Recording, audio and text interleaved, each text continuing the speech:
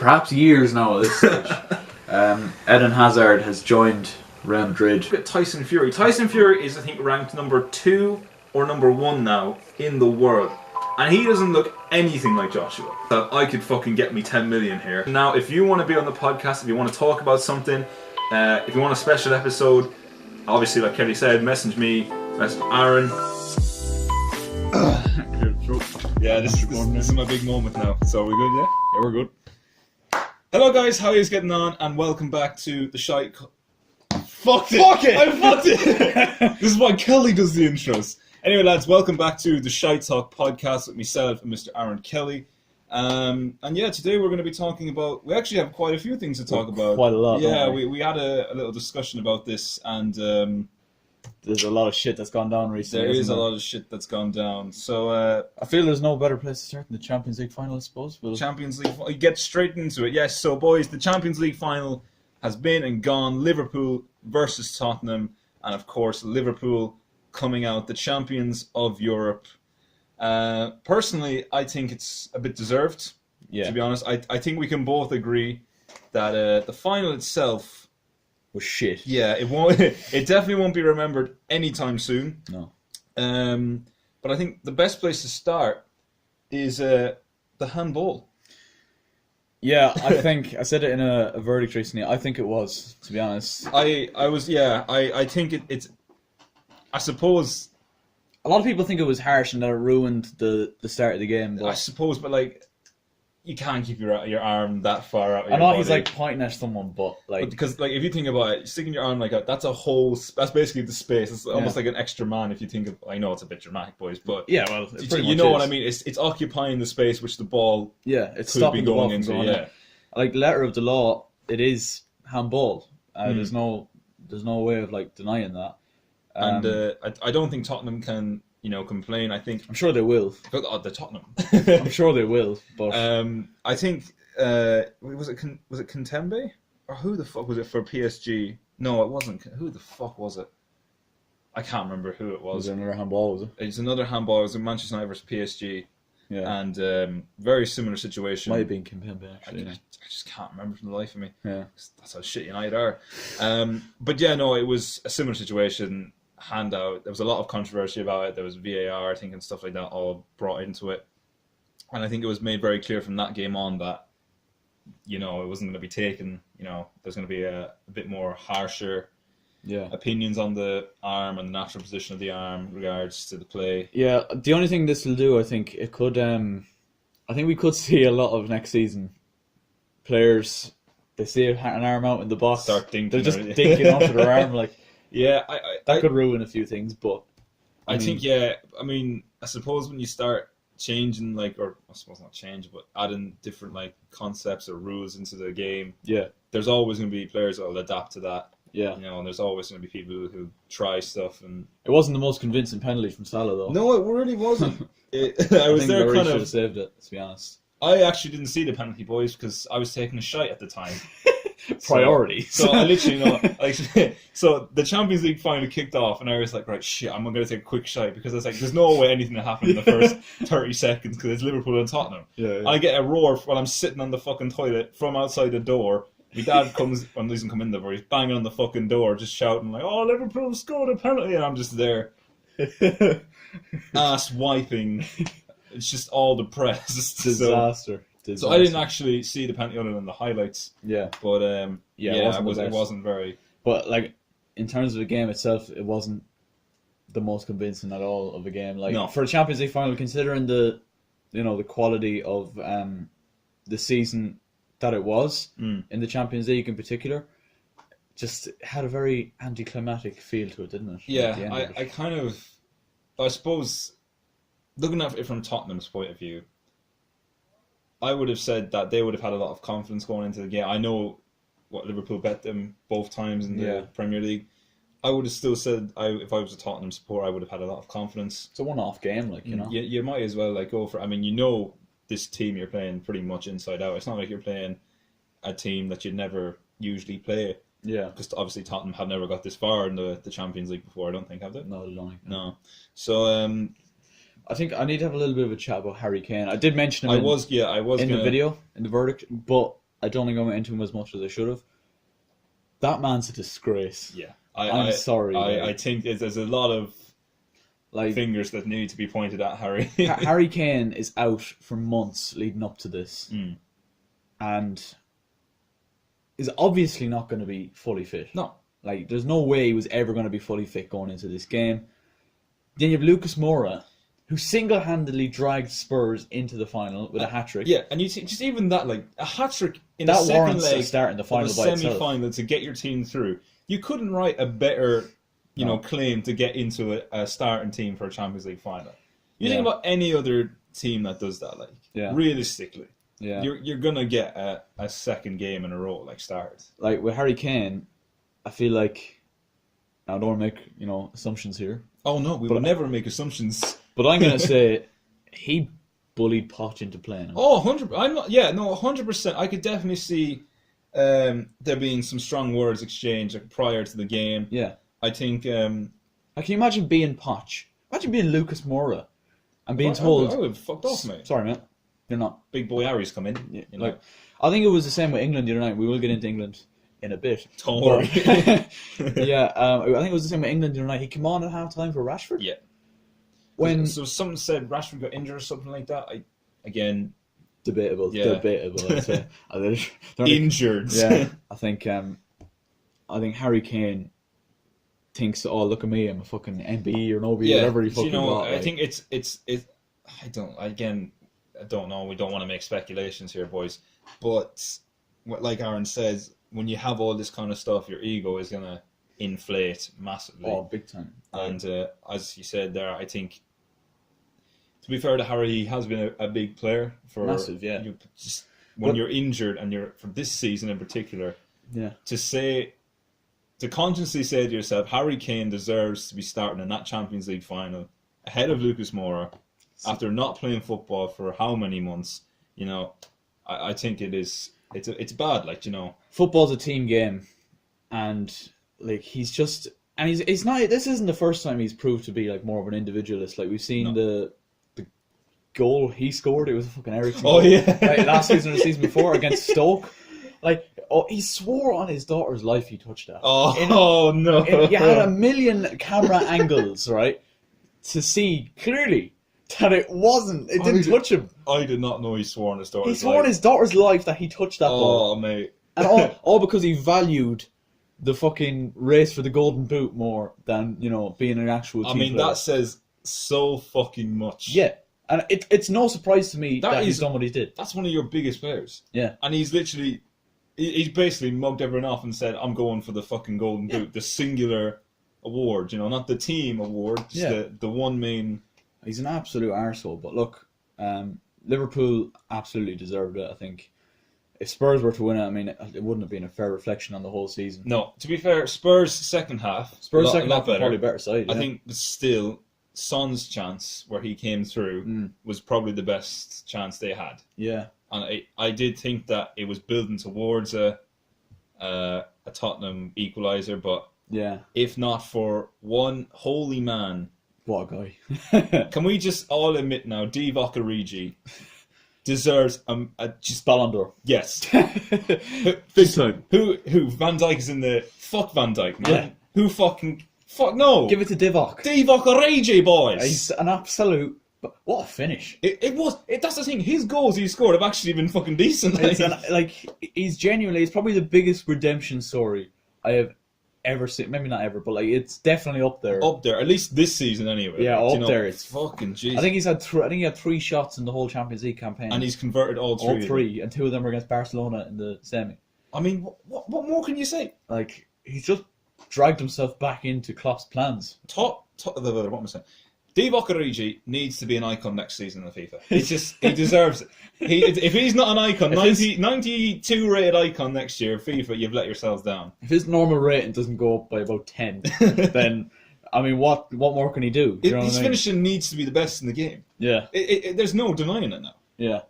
But Liverpool's defence, I thought, in particular, Van Dijk, Matip, and Robertson were fucking excellent. Oh yeah, no, I think, and that's another thing as well. I suppose, and Alisson made a few decent saves. In the big games, you don't really well, maybe defenders don't get enough praise as they should. I mean, that debate's been going on for ages now.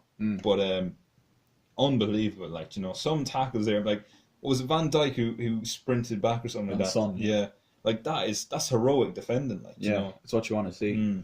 But look, Liverpool deserved. But I'm just so looking forward now to next season because John Henry, the owner, has already said he's going to pump more and more money. Deservedly so, you know. And like at this stage, Liverpool, they're going to be buying players that are going to improve their starting 11. They're not going to be going out buying like squad players. Yeah. No. Now it's time. Now it's time to really push Man City all the way, and I think they will. I think I genuinely wouldn't be a bit surprised if Liverpool claim the title. It all depends on the summer, I suppose. Yeah. I think this summer is going to be massive in terms of next season's title race. Yeah. I think it all comes down to who is bought in, and like you said, I think now that they're getting the money, Liverpool, I think they could, like you said, they'll give City a really strong like they showing. pushed them all the way this season with the squad they have. It'll just be interesting now. Can they add to that? And you think about the points they finished on as well, like, you know, ridiculous, like absolutely ridiculous. Anywhere near that kind of form next season, with the addition of a bit of money as well, like it could be even closer. I don't even know how it could be even closer, but like, you know, it goes down to the last day. Like could see a bit of a United City kind of thing going on. Yeah. Sorry, boys, I just wanted to slip United into a podcast. You know, we won't even talk. I'm not going to bring them up ever again because God, it's woeful at the minute. Yeah, it's not good, but somewhere else it's not good at the minute. It's Chelsea. It's finally happened, lads. It's finally happened. What we knew was going to be happening for months, perhaps years now at this stage. Eden Hazard has joined Real Madrid for, I think it's £88 million, around 100 million euros. Negotiated down from, what was it, 130 Chelsea wanted. Yeah, but the thing is, Real Madrid were obviously always going to be, you know, the only club. Yeah, well, they're always going to have the upper hand, I think, as well in the deal, because Hazard only has a year left on his contract, and realistically, he was never going to sign a new contract anyway. No.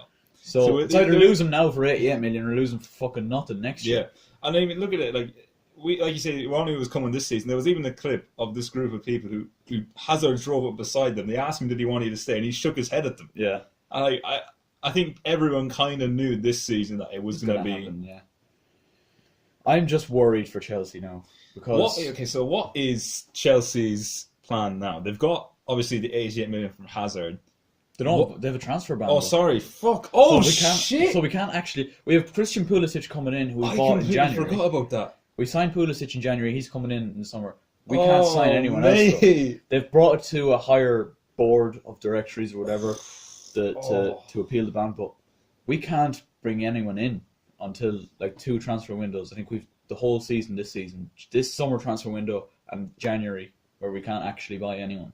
Oh, that's fucked. We're fucked. That's your whole season then. We're absolutely fucked. So with that in mind, who would you say next season, or what would you say if you were Sarri right now? If Sarri leaves or not or whatever, we don't know what's going on there.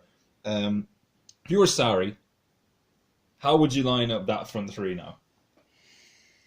Considering you don't have Hazard, how are you going to line up? Like, I think Giroud needs to start. I think he proved his worth in the Europa League final. I think as well. I think Giroud. And then you have Pedro and Willian. Hudson-Odoi ruptured his Achilles, so he's out for a lot of next season, I'd imagine. Achilles is a fucker of an injury. Yeah, Achilles is a serious one. You want to make sure you're fully rehabbed from that before you even. So your hands are kind of tied. You have Pedro and Willian, unless you start bringing up fellas from the youth academy. I think that is.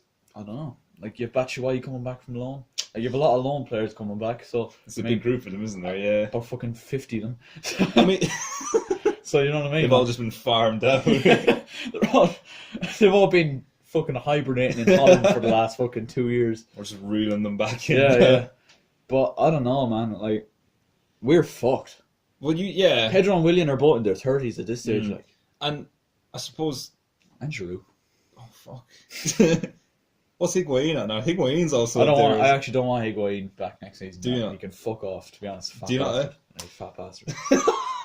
You heard it here first, boys. He's a fat bastard. We never wanted him. Fuck off! No, I don't want him to come back. I think he just generally just kind of gave a bad vibe in the dressing room, and it's where he was doing the business for us on the pitch. I think he scored 3 or 4 goals in the 6 months he was with us. So he can fuck off. I don't want him. I genuinely don't want him. Like I suppose, yeah. When you look at it like that, that's a striker you've brought in. Yeah, He was meant to be. He's brought in to kind of help Chelsea push for the top 4, and that was it. I don't. If Sarri stays, I think he'll want to keep him Because he's Sarri. because he's his fucking bitch, second bitch to Jorginho. But if a new manager comes in, I can't see why they would want to keep him. I really don't. All right, so let's just assume, right, that Sarri. Now I'm hearing rumors that Juventus. So let's say Sarri leaves. Who would you want as the Chelsea manager? I think in the long term, Frank Lampard. All right, that's a good shout. Because he's done well. He's led Derby obviously to the playoff finals. They're very unlucky as well in the playoff Unlucky, finals. Yeah, very unlucky. But I think if he comes now, he's going to fuck himself up because with that squad of Chelsea players, yeah, you're going to fuck yourself. Might just be a bit of a repellent, just for at least this season. It's too risky for him, I think, this early on. I don't know, like Juventus have just let Allegri go. He's free. That's true. Luis Enrique has been free for the last 2 years. God knows how long. So I think either one of them, someone like Diego Simeone maybe, might come in and that's a good shout as well. Could clash with a few players, but like he does crazy bastard. Yeah. Like. But I think managers will look at Chelsea right now and say, right, they just lost their only player. Yeah, they're a big player, and they have a transfer ban. Yes, they're back. We're back in the Champions League, but why? What other incentive is there to be Chelsea manager right now? Like there isn't one. This is the thing I was thinking. Like it's kind of. I don't want to bring up United again, but kind of similar to United and Arsenal at the minute. Where we're told they're big clubs, but like what is the best you can see for those clubs? Like it is kind of like Premier League at the minute. There's no competing with Liverpool and City. They're streets ahead. Unless there's a massive change. Was it League Cups? Like FA Cup, Carabao Cup. They're a toss-up, really. You don't know who you're going to get, what kind of sides are going to be played. Champions League, Europa League. I suppose Europa League is a bit of a toss-up. Yeah. And Champions League, we're all in the same kind of mixer at the minute, really, isn't it? It's kind of a lot of uncertainty around. Yeah, there's a kind of very similar problems linking. Yeah. All those three teams, United, Chelsea, and Arsenal, all together at the minute. Like after the Europa League final, Arsenal fans are still like unsure whether or not Unai Emery's the right man for the job, which I think is harsh. Yeah, I think that he hasn't. He probably improved them slightly. They're probably playing a more entertaining brand of football than they were towards the end of the Wenger era, but they're still not competing. I think United are still unsure whether or not Solskjaer's the right man for the job. We have no fucking clue what we want anymore. Yeah, genuinely, we don't even know what is the. I think yourself and me, Dad, were talking about this. We were saying it's almost like Woodrow is definitely running United as a business at the minute. Yeah, well, he's a businessman. Yeah, people knows fuck all about football. Yeah, exactly. It's not so much it's run as a football club; it's run as a business. Again, debatable how much football knowledge there is other than the games he watches, and even then, I really do doubt he understands what happens. Yeah. I mean, I suppose when, how many fans start cheering, you start cheering as well, you look like you know what you're on about. Yeah. But it is that kind of concept, Yeah. I don't know, like Chelsea, Abramovich doesn't look interested in the minute either. Like, yeah, I don't think he was at any matches. Was he not? He might have been at the last home match of the season. That was about the height of it, like. But I just don't like this fucking uncertainty. Now Hazard's gone. I can't see us. I know I said this at the start of the season, or at the start of, the season. I suppose the start of the season. I really don't think we're going to finish top four. I kind of said it in my predictions at the start of this season that we'd finish top four. It's kind of wishful thinking more than anything else. I don't think we're up to it. I don't think we have any. You're never going to get a player like Eden Hazard again. No, I think Eden Hazard, at least within the last few seasons, is definitely one of the best players we have seen in the Premier League. I think it's a big loss for the Premier League. Oh yes, like you think about like I was watching some of highlights there, even when he was like younger, like like it's unbelievable, like taking on players, his movement on the ball, his feet, like he's 21 when he signed for Chelsea.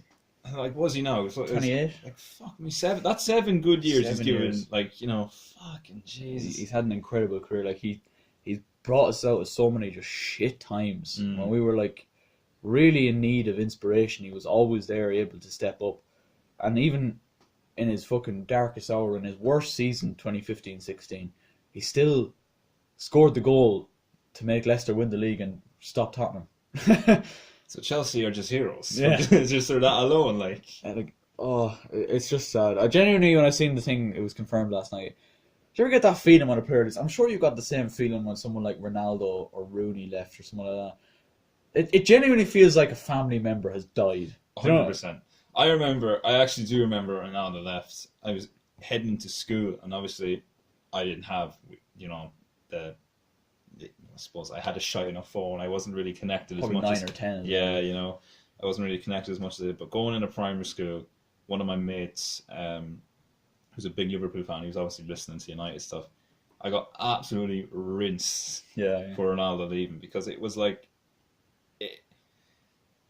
it was hard. It's the same thing, because like, that's a promising young player. I mean, some of the goals Ronaldo was scoring for us back then, he was incredible. We knew how good he was, and we knew it was a similar situation to Hazard as well, where he came as a boy and left as a man, kind of thing. Like, he developed. His game was improved, so much, from staying. Like, I think I've only had the same kind of feeling before with 4 other players leaving Chelsea, and that was Frank Lampard. Yes. John Terry. Oof. Didier Drogba. Oh, Drogba, fucking hell, yeah. Petr Cech. They were the only other 4, and Eden Hazard 5. I've had that 5 times with Chelsea players now. I mean, I'd be the same. I'd be the same with Ronaldo and Rooney. Who else left that was really kicking the ball? Berbatov. Yeah. But when Berbatov he was left, a baller. Oh, he was unbelievable. Boys, if you've never seen Berbatov play, look up some of his highlights, because he was unbelievable.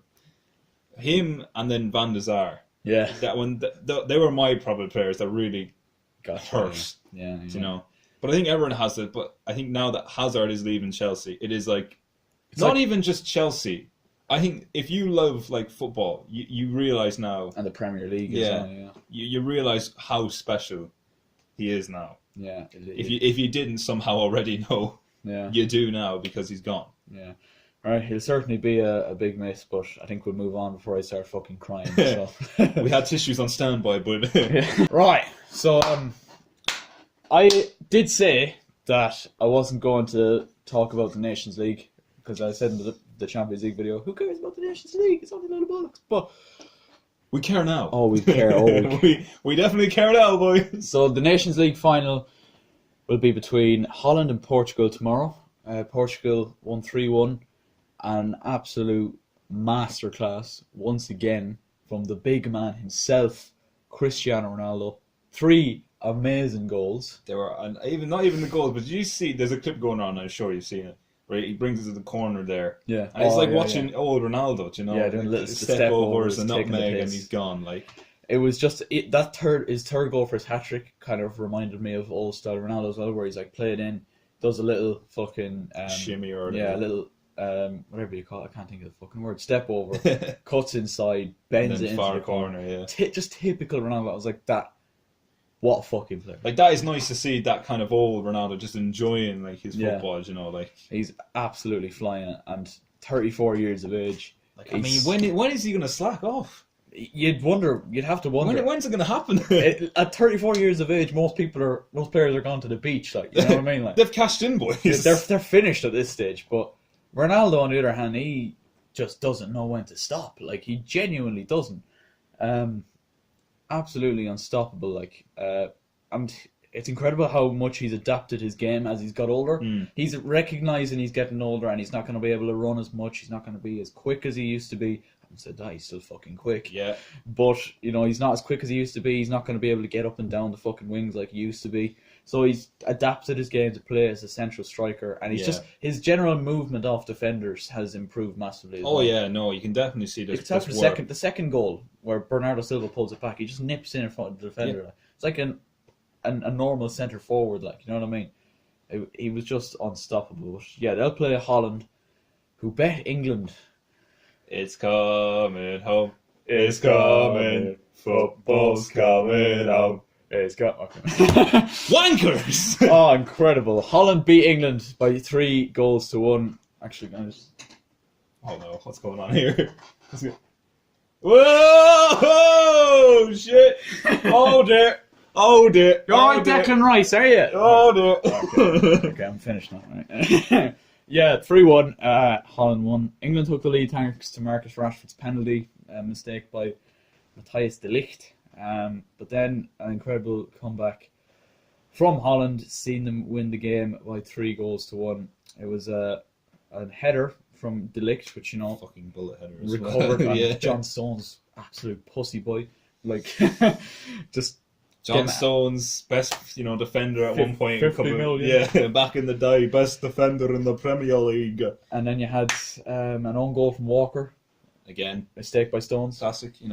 I mean, we all have those days. We all have those days. Not as much as John Stones has. but definitely not as much as John Stones. John Stones must wake up in the morning and just he must hate himself. I would. I imagine being John Stones.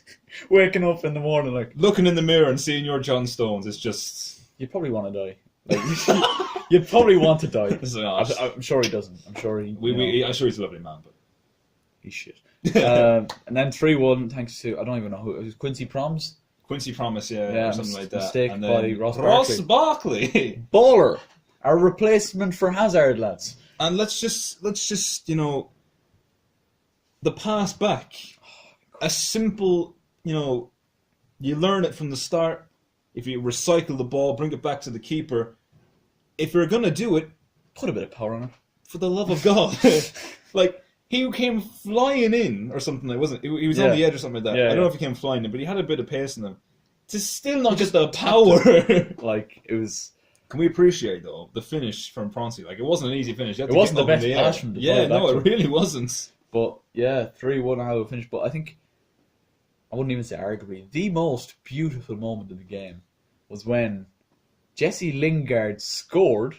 Oh, Martin Tyler lost his shit because he thought Jesse Lingard had just fired them through to the Nations League final. And then, as if God himself was watching down on the game, the referee went, no go! no. Not today. VAR rules it out for the tiniest of margins for offside, but he's still offside. And just sent the whole of England into absolute disarray. Incredible. I would say that was more beautiful than Holland's goals that won the game. Yeah, I think that was just a sheer moment of... If you any English or anyone who wasn't an English fan, that was just a pure moment of joy. The reason people hate the English football team is because they're always bigging themselves up, and they rarely get results. Like, that's the thing. Like, England will say they're one of the best teams in the world and all this shit. we created football. Yeah, it's coming on, boys. Yeah. Ball jobs. Yeah. Literally, like, that's a second semi-final that has gone to extra time, and they've absolutely fucked themselves in it. They absolutely fucked it. It was just brilliant. Like, it was just Even brilliant. if you think back further, they lost 2-1 to Iceland in the World Cup or something like that, or the Euros. The Euros, yeah. Fucking Iceland! Think back even further than that.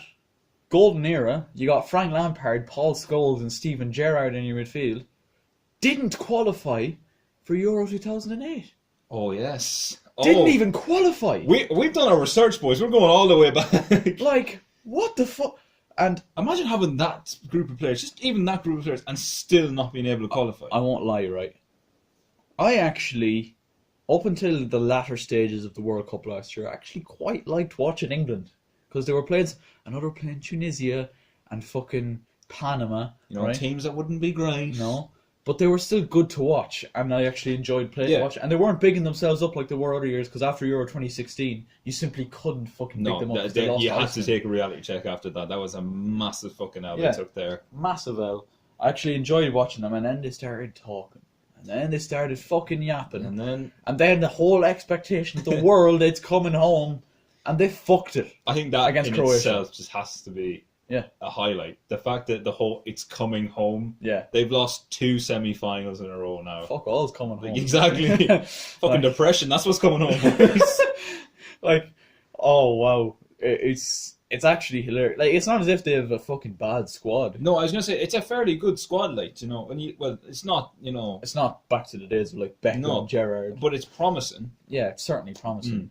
But as for Holland, that squad's looking really good. I was saying this, like, that could be a fucking nice little game. It'd be very interesting to see how De Ligt and Van Dijk do against I was just saying that yesterday against Mr. Ronaldo. Ronaldo. Yeah, like he silenced Messi. He silenced fucking Kane twice in a matter of a week. And you think about it as well, De Ligt and Van Dijk are both very good in the air. Massive. That is another area of Ronaldo's game which he prides himself on. His leap is just that's outrageous. Yeah, that could be a bit of an issue there for Portugal. Yeah. You talk about dribbling past defenders. Van Dijk almost had not a single person I think dribbled past him this season yet. No. And De Ligt had I think a 92% tackling accuracy or 92% stop and play or something like that against England.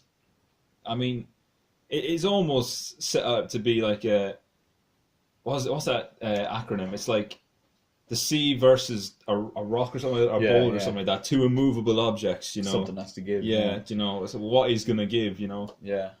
What's your opinion on passing out from the back? I'm very mixed on it, to be honest. I think when you pass out the back, it's risky. Yeah. You always are inviting, play onto you. Yeah. But at the same time, rushing the play and trying to hoof it up the field long ball. Yeah. Also, again, unless you have the right players to do it, you're gonna put more pressure on your defense. So if it's done right and it's a coordinated defense, I feel like it's not a bad shout. There's nothing wrong. I think recycling the ball is a good thing to do. Like teams I play with, like at the minute, we would recycle the ball a lot. I know it's a different sport, but same idea. Yeah, we're trying to keep possession, slowly build and build and build. You think of other teams that do that as well, that would focus on pass and build and build and building. Yeah. But for England, I'm sorry, but John Stones and who is the other? Harry Maguire. Harry Maguire. Now, to be fair, Harry Maguire, I actually don't mind him. Yeah. Like, I think he's a good footballer. But I just don't think that defence is competent enough to do it. Yeah. Do you know what I mean? That's the thing. Like John Stones, in particular, like he prides himself on being a ball-playing centre-half. But you look at his mistake... They're the opposite. He slips. Like, he has probably 2 or 3 opportunities where he has time to pass it back to Pickford, who can fuck it long, or look for a different angle for a pass. He doesn't. He tries to do a little turn away from Memphis. And thing, like, if you're a defender, just keep it simple. Yeah. There's no point trying. You're a defender for a reason. Yeah, you're not. You're not a fucking Lionel Messi. Yeah, exactly. There's a reason you're playing back there. You're big. You're strong. You're lanky. Yeah. You're probably you can deal with the danger. Yeah, you might not have the agility of some other players, which is fine. Do your job. Accept it, and do your fucking job. Like John Stones.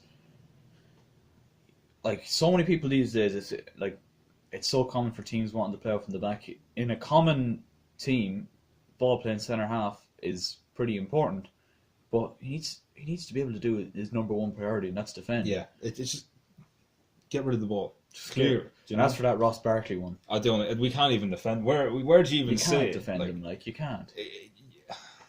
The pass from Pickford isn't ideal. No, it's not like. Barkley obviously felt the pressure from Wijnaldum or whoever it was behind him. If you feel the pressure, fuck it out for throw in and regroup. Don't fucking give it back to Pickford when Memphis is coming in from the left. Like, are you dumb? I'm sure he could see in his peripheral vision that Memphis is coming and coming at speed. He didn't even need his peripheral vision. He was like in front of him. He's there, right? It's a bright orange kit in a fucking green pitch. How do you miss it? And it's quite obvious, as I said, that he felt the pressure from Wijnaldum. If he didn't, he would have tried to turn out and play it out. Spin and try and get out. So because he felt the pressure from Wijnaldum, he went, okay, I'm going to pass back. Fuck it out for throwing. Just get rid of it. If Ross Barkley does that for Chelsea next season, I won't want anything to do with him. Like, genuinely. Gone. Oh, wow, but... Yeah, absolutely. It was just fun to watch. It was satisfying, I think, to watch. Yeah, like... Especially the fact that Ireland got a half-decent result against Denmark last night as well. So, we'll take that as well. We weren't very good. No, but we aren't very good. That's the thing. We have to take what we get. Yeah. Do you know? We're doing... Have we lost a game in the Euro Cup? No, we haven't actually lost a game. We're on 7 points now. And I think we're possible 10 if we beat Gibraltar, which...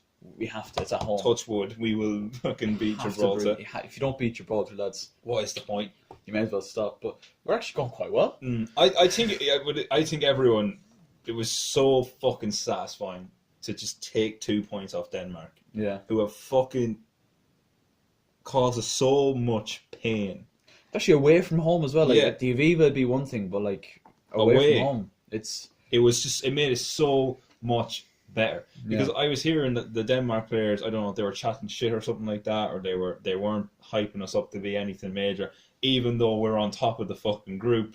I know we had a game on Switzerland still, but it was just very satisfying just to see. It was, yeah. And Shane Duffy to score the header, was it? Yeah, he's like the highest scoring defender in the Premier League this season, so I mean, he's probably our main goal threat. Yeah, I think he's centre back. I mean, that says it all. I mean, even if you listen to Mick McCarthy, like saying, you know, he's a fantastic player and he's wonderful in the air and he shows his dominance every time. Yeah. But is he your best player at the minute? Oh, I would. Seamus Coleman is probably in that discussion. Yeah, he's. I think age-wise, I'd say Seamus Coleman, right, is he is the best captain we could possibly want. He's a leader. Yeah. Leads by example. Yeah, I think. See, I'm trying to go through the team. That's what I'm thinking. Like Coleman didn't have an alright season with Everton, but it wasn't anything spectacular. You know, it was like, kind of a Shane Duffy and Lewis Dunk were absolutely monumental in the middle of that Brighton defence throughout the year. So I don't know. Shane Duffy, our best player? I think it's definitely it's definitely a shout. Yeah. Matt Doherty as well, who didn't play last night for some reason, but we don't know why. I love to Mick. What's the story? Mickey, mate, what's going on there? But come on, man. Why? Why not play? Like, what? I feel like if Matt Doherty was playing for like a top 6 club, he probably would have got into the team of the season. I think there's a shout for it anyway. I think it was like Alexander Arnold. I think got in, and fair enough. But I just feel like if Doherty was playing with a top 6 side, he would have been more strongly considered. Than if he wasn't at least, he would have definitely been a candidate. Yeah, do you know?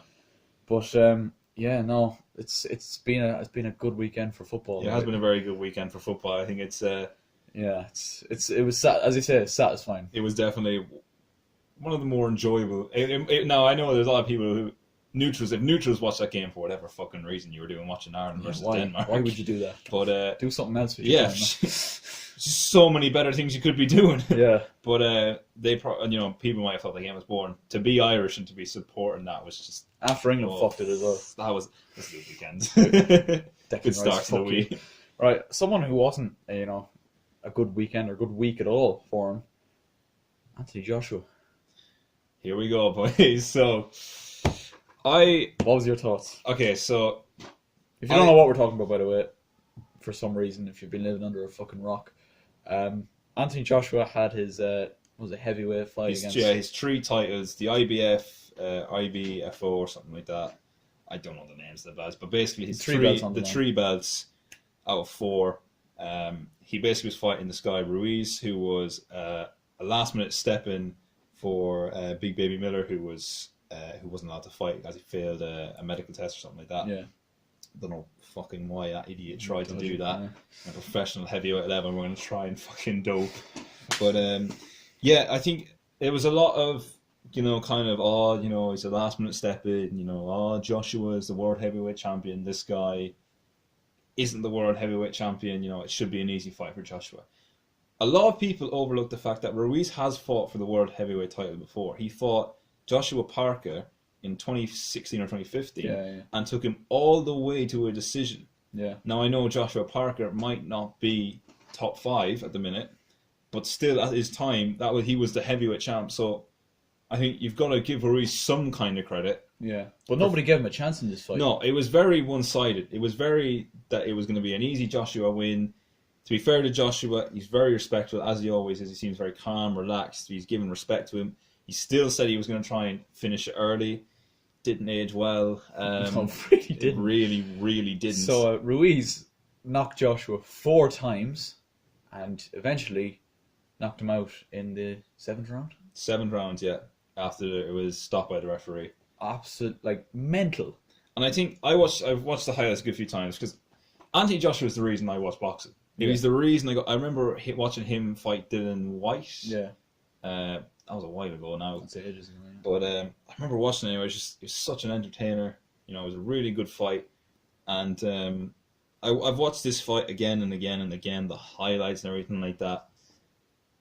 And every time I've watched it, it looks as if Joshua's strategy going into it was to see what he was like in the first round, give him a good going in the first 2 rounds.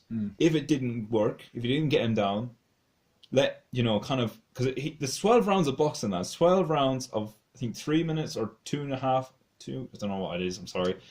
But yeah, no, it's 12 rounds of that. Physical boxing, it's going to be tiring. And you look at the shape Ruiz is in. Was Joshua thinking to himself, I'll take him into a couple of rounds, he's going to get tired, and then I'll start putting my condition on it and then just finish it within the latter rounds. Absolutely backfired completely. Yeah. A lot of people as well, I heard saying that Joshua didn't look interested. I would agree. I think Joshua... He wanted to get out of there. Yeah, I think Joshua, with a couple of jabs there was just no intent behind him. No. It was a jab, it was a keep away jab, It was just kind of to keep the distance away. Because obviously Joshua had the longer reach, so if he could keep Ruiz away from him, Ruiz doesn't have the same reach, so he's not going to be able to hit the target, being Joshua. So I think with the first 2 rounds, it was very kind of, again, just touchy, kind of just trying to feel the fight, both fighters trying to work out each other's strategies. Round 3 was an immense round. For both fighters. So obviously, lads, if you didn't watch the fight, Joshua managed to knock Ruiz down fairly early into the 3rd round. I think it was about 10, 15, 20 seconds into round 3. And a lot of people at this point thought, right, okay, here it is. Joshua's, he smells blood. Ruiz got up, and Joshua went straight in, obviously smelling blood. But to be fair to Ruiz, I've never seen a person... The only other person I can think of getting back from that kind of knockdown, Tyson Fury. When he got fucking... Wilder. He rose like the fucking Undertaker from WWE. That was one of the most, like, ferocious fucking slaps. That was inhuman. Yeah. And he just rose up then. I think Wilder thought he had it won at that stage. Oh, he did. No, definitely. The camera pans and Wilder looks around like... He's like, nearly fucking... Yeah. Kind of a bit of a shake of the head, like, what have I got to do to take this cunt down? Yeah. But Ruiz, as Joshua came in, Ruiz did well. He stood his ground, didn't back off like a lot of fighters would if they're knocked down. They might just take a few because they know the storm is going to hit them now. And he got Joshua, I think, just behind the back of the ear. Yeah. One of his jabs. Now, what that does, in case you don't know, if you don't follow boxing, when you get hit in the back of the head, it fucks up your whole equilibrium. So basically, what I heard it was described as, it's like being drunk. You get hit in the jaw. Balance, yeah. Basically, if you get hit in the jaw, the lights go out. Get hit in the back of the head, you are drunk. Your legs go, your sense of balance is gone. You could tell that actually with the knockdowns. Josh was nearly like... He was wobbly. You know, and even the commentators, every different commentator I've seen commentating on that fight has said Joshua's footing is wrong. He doesn't look right. It's not normal Joshua. Yeah. And I think from that moment on, that was the whole fight change. And that was the setup for the rest of the round. And to be fair, as the rounds went on, 4, 5, 6, Joshua did come back with a few. Ruiz still comes back with a few. But it looked as if Joshua had kind of, I don't want to say taken it, but he was recovering. I don't know how it was. I'm not, obviously, we're not professional boxing pundits. Not at all. But he took it well and was trying to come back. He was just giving a few jabs and stuff like that. And I'd say, like I said again, he was trying to tire Ruiz out, trying to get him to come on a bit, tire himself. And then when there was a bit of tired legs and the arms start dropping, that's when Joshua was thinking of going for it. As I said, completely backfired. Because round 7 came, and Ruiz knocked Joshua down 2 more times, and on this 4th time, he was in the corner. The referee had a look at him and just waved it off. And Ruiz then steals in was being dubbed one of, or at least up there in discussion, one of the biggest boxing upsets ever in history. Yeah. And I couldn't fucking believe it. When I woke up the next day and saw that Joshua had lost, I was gutted. Yeah. Genuinely, really, really. I love Joshua as a heavyweight champion. I thought he was very respectful. I've seen him on TV on and off. I know supposedly TV personality, real personality might not be the same thing. Yeah. But for what you saw of him, he seemed like a very decent person. And I think, obviously, there was a discussion. Would he unify the heavyweight division for the first time ever? I think a lot of people thought that was going to happen. There was people looking to say like, oh, who's Joshua going to lose to, you know? Yeah. I think credit where it's due, though. Like, Ruiz. he stood up, and a lot of people, this is the thing that annoyed me as well, a lot of people said he was like fat. Yeah. And but you look at, like, fat doesn't mean anything in boxing. Clearly doesn't. Like, you look at Tyson Fury. Tyson Fury is, I think, ranked number 2 or number 1 now in the world. And he doesn't look anything like Joshua. No. It's not about the shape of your body. It's about how hard you can hit and then get hit. Yeah. If you can take a punch and give a punch...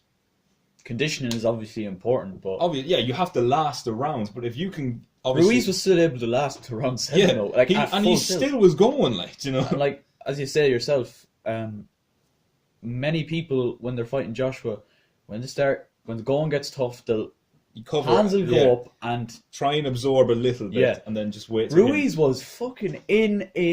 Like, it was brave boxing, because I suppose you hear a lot of times when you're fighting the champ, sometimes you have to go on the inside, which basically means if the champ is here, you have to get in on the inside and start working the body and start working the head. That's a dangerous place to be, obviously, because you're so close. It's very easy to get laid out with one punch. But like you say, Ruiz fucking had the balls to take it to him.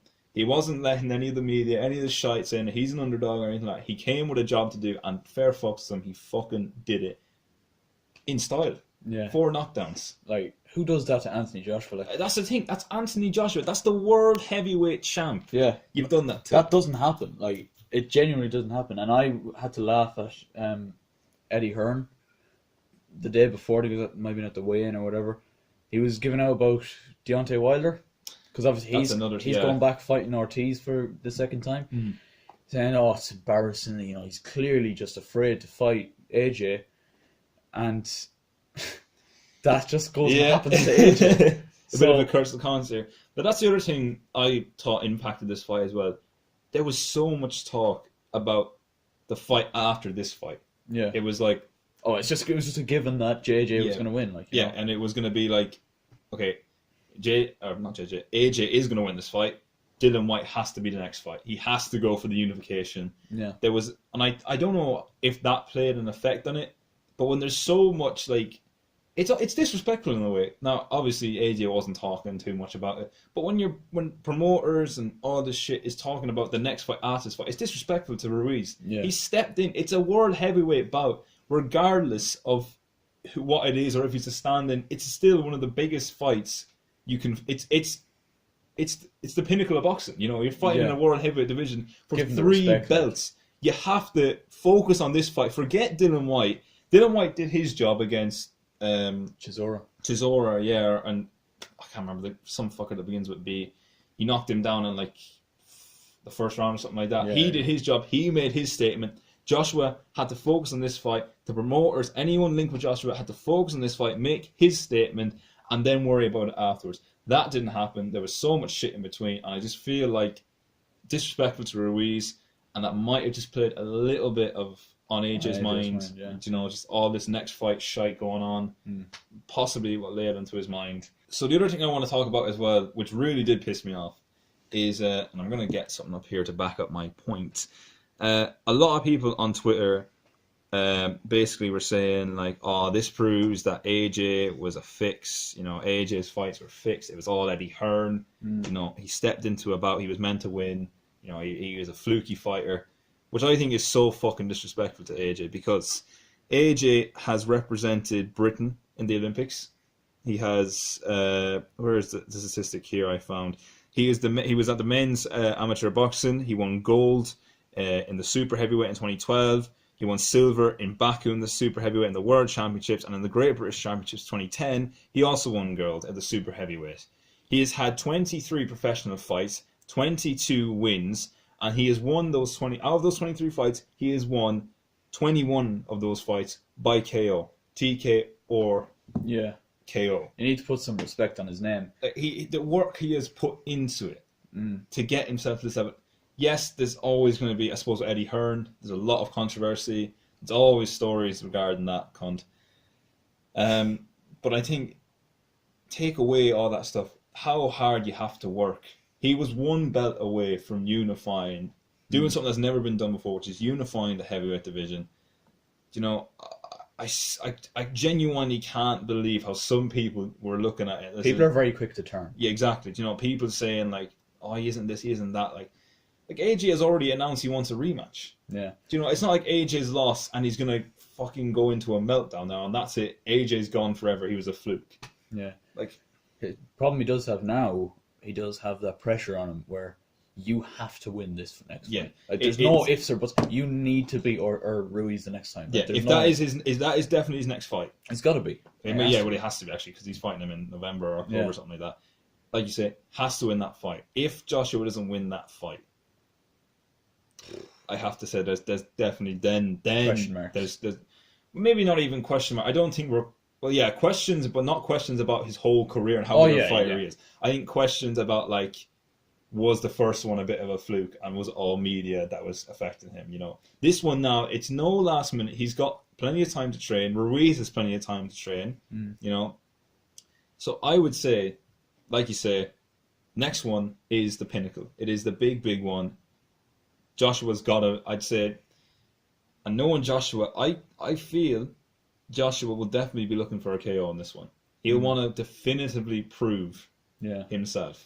Ruiz wants it in Mexico as well. Yeah, or I think in Mexico or the USA, and I think he said if he was going to go to Britain, he wants $5 million to go to Britain. So he'll have made $10 million from 2 fights. Yeah. He got paid $5 million for this one, $5 million if he goes to the rematch in UK.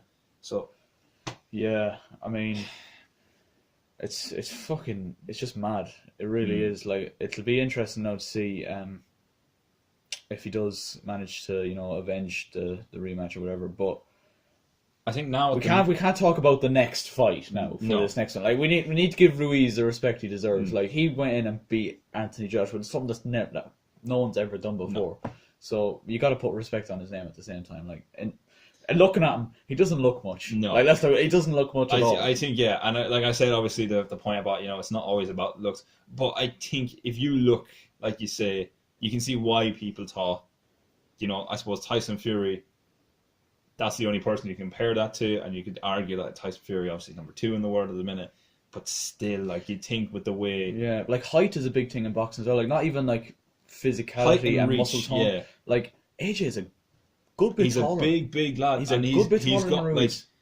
Like, he's a reach of, like... Hold on, I think I actually have the reach here. People are saying Ruiz is, like, 6'1" or 2. Am I really? Is he? So AJ is 6'6", and he's got a reach of 82 inches. That's 208 centimeters. That is, like, that in itself is a massive advantage going into any boxing match. But, like, it was just the height difference that got me. Like, whatever about physicality and Ruiz, whatever you want to say, yeah. You know? But, like, height wise, like, you got to look at it and say he should have won that fight. Now, people are saying, I don't know if you believe this, he's come out and denied it since. People are saying he had a panic attack backstage. Yeah, people are saying he had a panic attack before the fight. He's come out and denied it and said, "No, I didn't have that." But you could easily just be saying that. You don't really know what we're going to believe. He doesn't want to come out with excuses, like, you know what I mean? I couldn't see AJ having a panic attack over it. Like, you know, I genuinely couldn't see AJ as that kind of person who would have a breakdown. Yeah. After, I suppose, the only argument to that is losing 3 belts. You've lost pretty much everything you fought for in a career. Yeah. You've lost your chance to make history. I could see why, but I just don't think AJ is that kind of person who would break down because of one fight. Because AJ knows himself, if he's getting a rematch, assuming that Ruiz will still have the belts, he'll obviously want to fight for the belts again. Yeah. Or at least work his way back. Eddie Hearn would sort that out, no fucking bother, to be fair to him, because Eddie Hearn, again, whatever you say about him, he'll sort the fight. Yeah. He'll sort fight out. He'll get the comeback going. Yeah. And to be honest, I give it maybe a year, most, before we see AJ back. Maybe not at the top level, but I'd say definitely back in the top 5, still in that discussion anyway. It'll still be a while now before he fights someone like a Tyson Fury or Deontay Wilder, because obviously he's got to, you know, fight Ruiz and maybe Dillian White after that. But like, the fight everyone wants to see is AJ against either Tyson Fury or Deontay Wilder. And I'd be with them there. Because Tyson Fury and Deontay Wilder have both been looking for these fights for ages. They are number 2 and I think number 3 at the minute. I'll double check that in a minute. But in the world. And I think Deontay Wilder has won majority of his fights by knockout as well, like Joshua, in the opening round. So there's definitely the powers there to knock AJ. And I think watching this fight, if that same AJ came up against Tyson Fury or Deontay Wilder, I'd say, that the shaky legs, and it clearly isn't used to. AJ's not used to being in that position, I don't think. I think the closest we could say to that was Klitschko. I think Klitschko was the only person that knocked him. Yeah. Or really rattled him. Yeah, anyway, or took him a long way to really work for that fight. Yeah. We just say as well, shout out to Katie Taylor.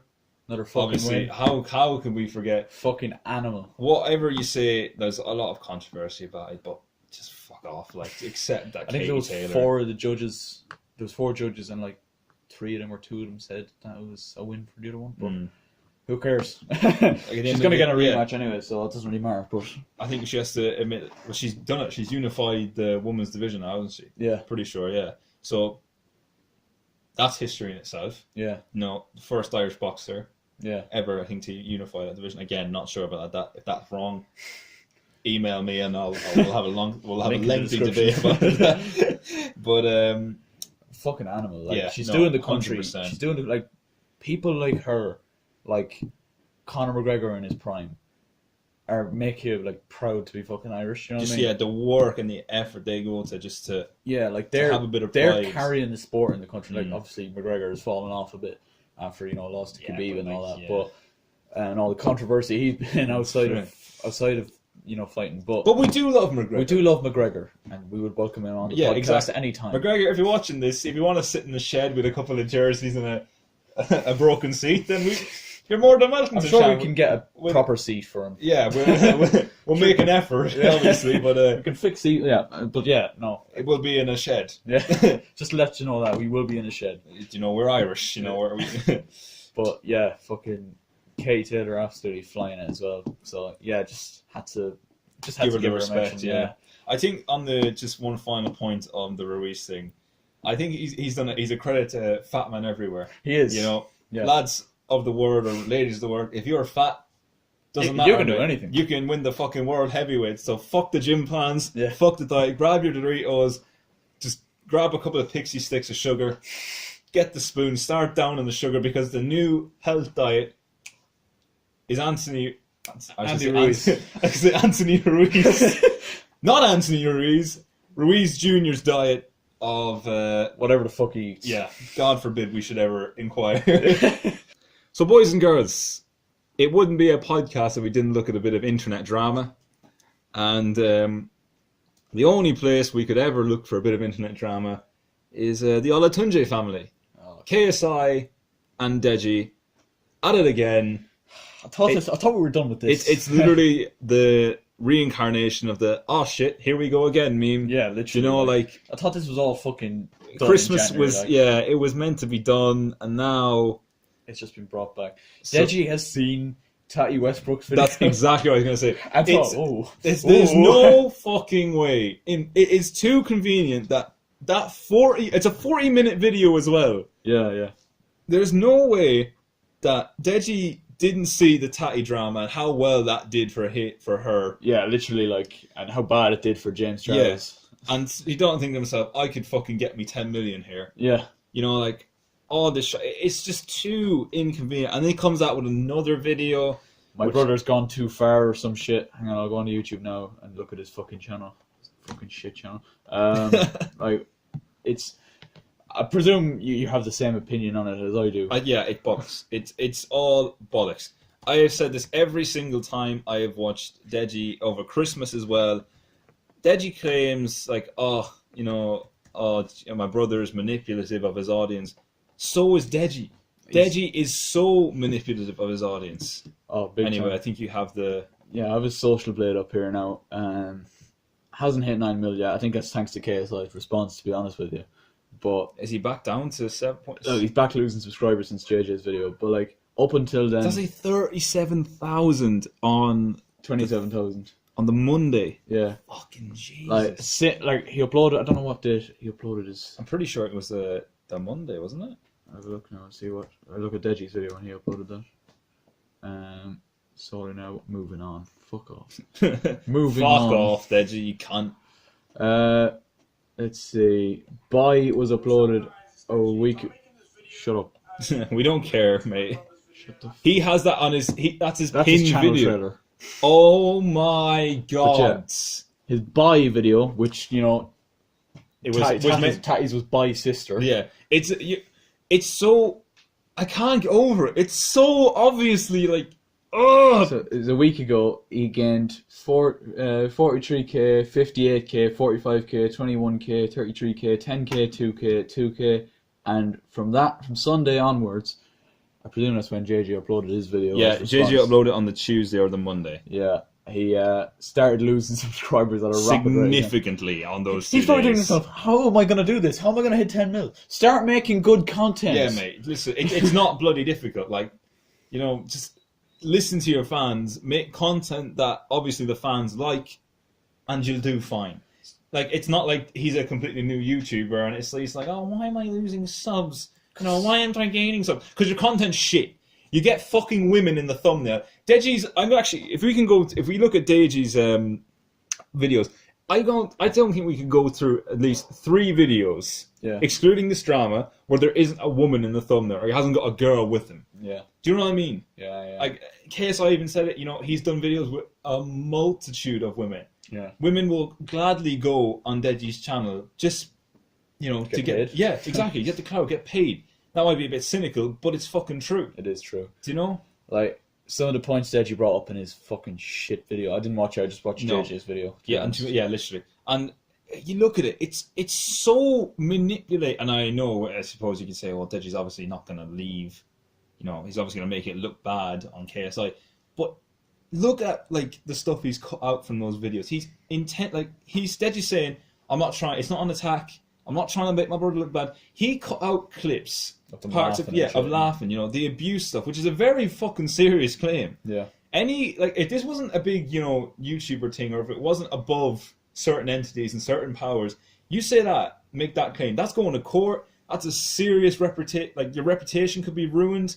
Fucking your livelihood could be ruined. Job could be ruined. All that kind of shit. That's a serious allegation to be made. And KSI is literally in one video caught him out on it, called bullshit on it, and I still can't believe that people willingly will watch Deji and just think like this is all forgotten. This will be forgotten in about 2 weeks. Probably, yeah.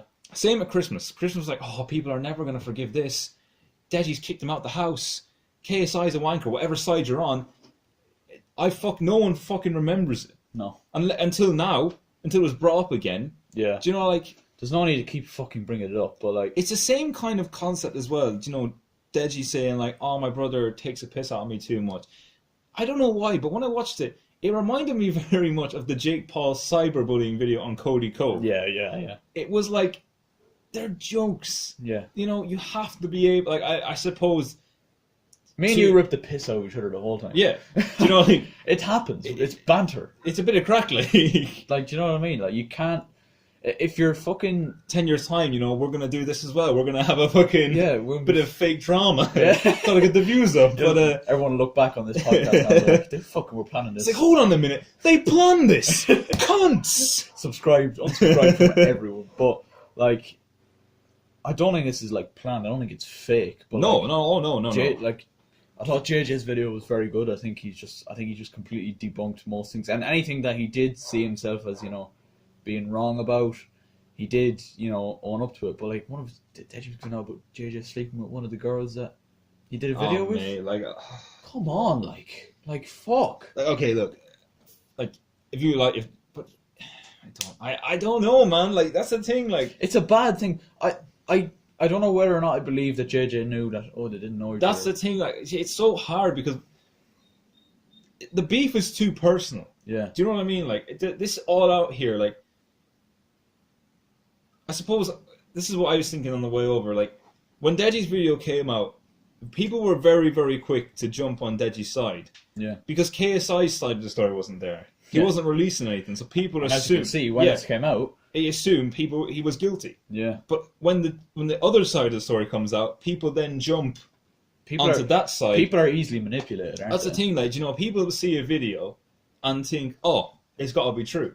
Yeah. Like, to see Deji's video, they're like, oh, KSI's a nonce, KSI's a wanker, oh, he's abusive, he's a terrible family member and a terrible fucking brother. But it comes out with his side of the story, and people are kind of like, oh, now Deji's the bad brother, do you know? See, I was never on fucking Deji's side. No. Like, you can just Can we call also bullshit on him. I'm sorry, but this kind of thumbnail here, the one on the he's gone too far, these blurred out text, and the fucking whole sad looking down shit, puppy dog eye kind of, like, fuck off, Deji, mate. Like, honestly, we're gonna look back at some of his videos here. We've got moving on about JJ. She let me cut her hair. But yeah, I think He's gone too far. It's gone too far now, boys. By try not to cry. There's one. That's two. She cried.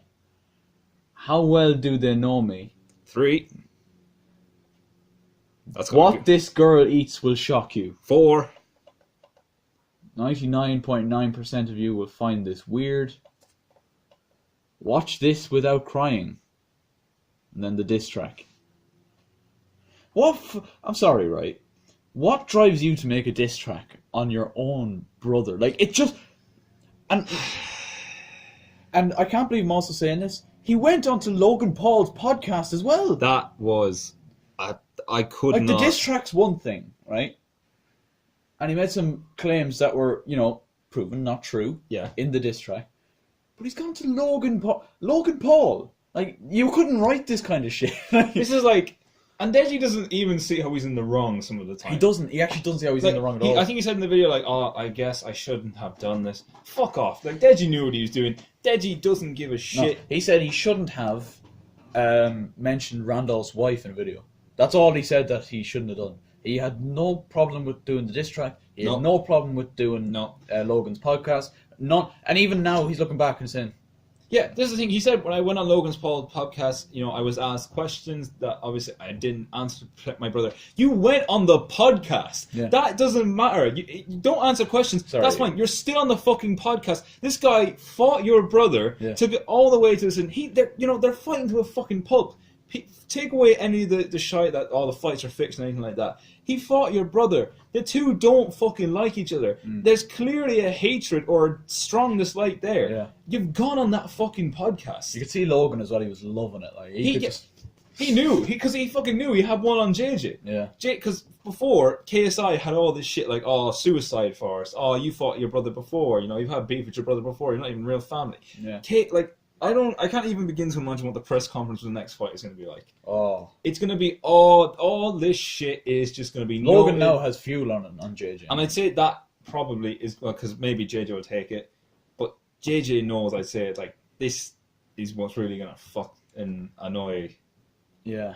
Oh, like, he's just an absolute... Like, doing the diss track's one thing, right? Doing the diss track is one thing.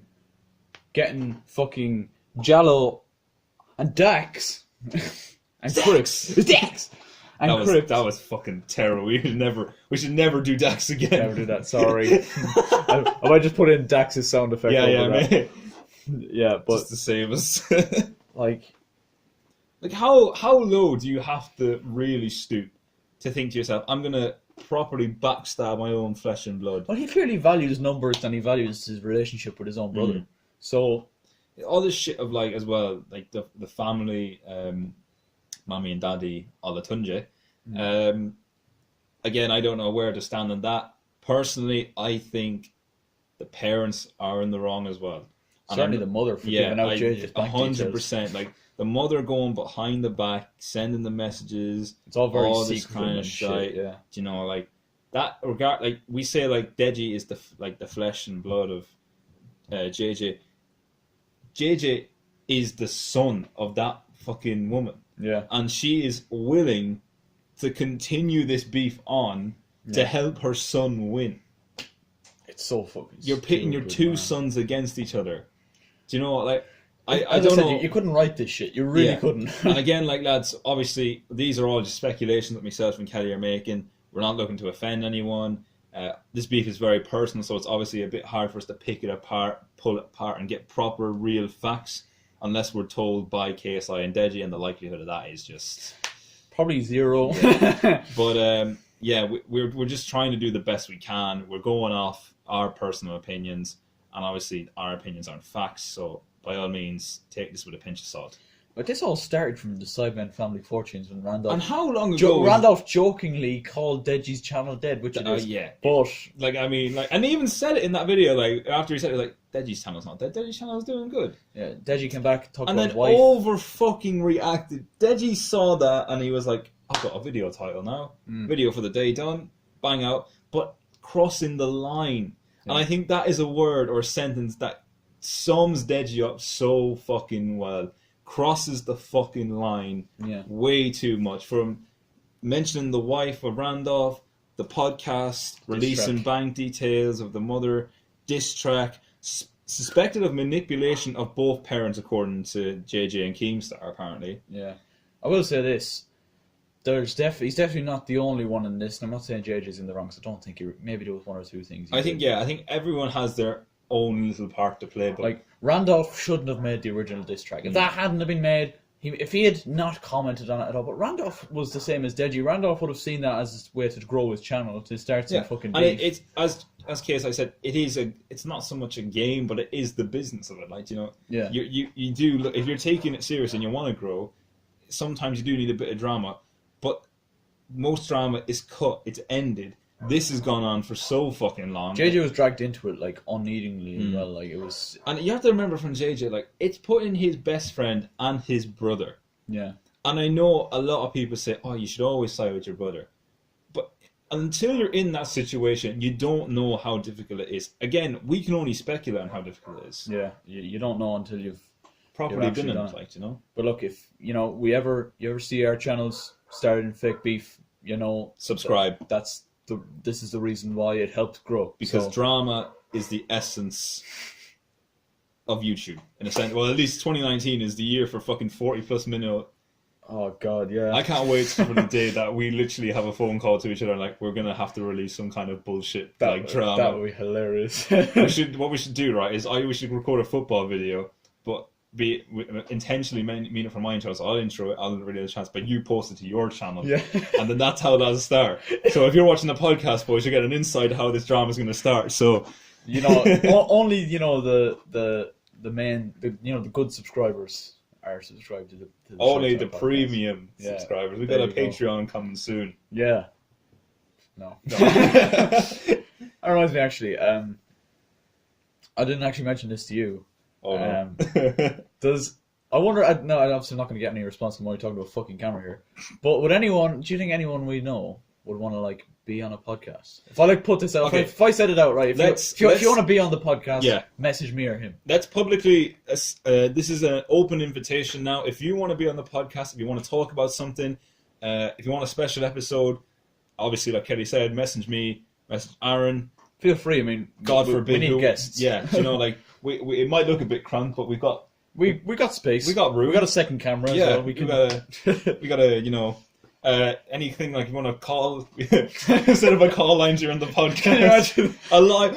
We should fucking do a live podcast. Yeah, that would be hilarious. And then we get fucking people phoning and getting reactions. That would be good. But genuinely, if you want to be on the I'm actually being serious here. If anyone 100%. wants to be on the podcast, let us know. I mean, I'll leave our social medias all in the description. So, I mean, if you want to come on, have an old chat. If there's any topics that you want to, obviously, us to talk about, you always know you can message us. But if you want to personally come on and give your opinions on them. Exactly. I mean, we want to make it open. We're not trying to close our content off to me and Kelly. We're very much trying to get people involved now, I think is our main goal for this channel anyway. Right, so do you have anything else to add to that? I think that's everything. You outroed it, or you introed it. Do you want to outro it as well? What's Gareth, is it? Gareth, yeah, hang on, I'll just move the camera up. Yeah, Gareth, have you got anything to add, Sham? Nothing major, I don't think, from Mr. Gareth today. His mouth's a bit fucked up from the last 2 times we've been here. Yeah. I've noticed as well, who's this geezer? Bit robbed, but I call him Churchill. Churchill? Because of the the ad of the dog. I mean, I can come up with a better name.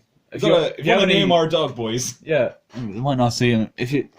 It's got a bit of money in it. He's a piggy bank. If you want to name our dog... Please feel free. The name with the highest votes will feature him in the next podcast. Yeah, might do a poll on my Instagram. Oh, there we go. Fucking poll on the Instagram. But yes, lads and girls, thank you very much for watching this episode of the ShiteTalk podcast. Obviously, like me and Kelly said, if you want to get involved, let us know down below. Any ideas, again, let us know down below. Please like, subscribe, and we will chat to you all in the next one. See us. Woo! Woo! That was good. That was actually fucking decent. That should be. That's probably a longer one then. That's probably our longest podcast now, surely, because